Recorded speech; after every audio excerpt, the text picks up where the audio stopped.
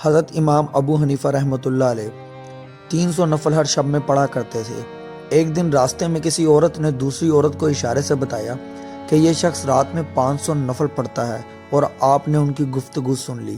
پھر اسی رات سے 500 نفل پڑھنا شروع کر دیے۔ پھر ایک دن راستے میں کسی نے کہہ دیا کہ یہ 1000 نفلیں رات میں پڑھتے ہیں۔ چنانچہ اسی رات سے آپ نے 1000 نفلوں کو معمول بنا لیا۔ پھر آپ کے کسی شاگرد نے عرض کیا کہ لوگ یہ سمجھتے ہیں کہ آپ رات بھر بیدار رہتے ہیں۔ آپ نے فرمایا کہ آج سے یقیناً پوری رات بیدار رہا کروں گا۔ اور جب شاگرد نے وجہ پوچھی تو فرمایا کہ اللہ تعالیٰ کا یہ ارشاد ہے کہ بندے اپنی اس تعریف کو پسند کرتے ہیں جو ان میں نہیں ہے، اور میں ایسے گروہ میں شامل نہیں ہونا چاہتا۔ آپ نے مکمل 20 سال تک عشاء کے وضو سے صبح کی نماز پڑھی، اور طویل سجدوں کی وجہ سے آپ کے گھٹنوں میں اونٹ کے گھٹنوں جیسے گٹھے پڑ گئے۔